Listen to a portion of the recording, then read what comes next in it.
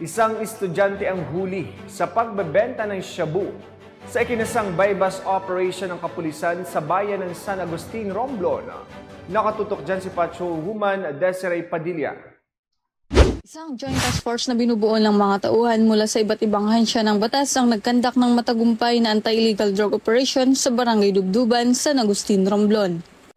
Ang operasyon ay nagresulta sa pag-aresto kay alias EJ, isang 23 taong gulang na estudyante na naninirahan sa Barangay 2 Poblasyon, Romblon, na isinagawa noong 5 ng Mayo taong kasalukuyan. Ang operasyon ay pinamunuan ni Police Major Joselito L. Sape, Acting Chief of Police ng San Agustin MPS.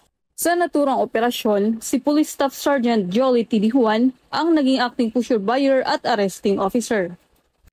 Siya ay nakakuha ng isang heat-sealed transparent plastic sachet na naglalaman ng puting kristal na substansya na pinaghihinala ang shabu mula sa sospek. Ang transaksyon na ito ay naganap pagkatapos matanggap ng sospek ang mga markadong pera kabilang ang isang 500 peso bill na may kakaibang marka.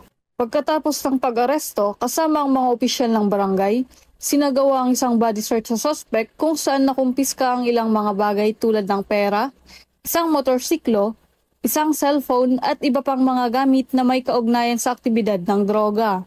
Ang mga ebidensyang ito ay nai-inventory at inidokumento sa harap ng mga saksi.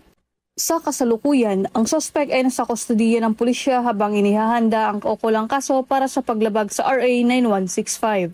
Ang mga ebidensya ng droga ay dadalhin sa Romblon Forensic Unit para sa pagsusuri kasama ang suspect para sa drug test examination. Ang pag-aresto kay alias EJ ay nagpapakita ng patuloy na pagsisikap ng mga ahensya ng batas upang labanan ang pagkalat ng mga iligal na droga sa loob ng komunidad na nag-aalaga sa kaligtasan at kagalingan ng mga residente. Ang tagumpay na ito ay bunga ng maayos na koordinasyon at pagtutulungan ng iba't ibang unit ng pulisya sa rehiyon. Ang operasyon ay nagpapakita ng determinasyon ng pambansang pulisya na labanan at sugpuin ang batas laban sa mga kriminal sa buong bansa. Mula dito sa province of Romblon, ako ang iyong PNN correspondent, Patrolwoman Desiree Padilla, alagad ng batas, tagataguyod ng Balitang Pulis.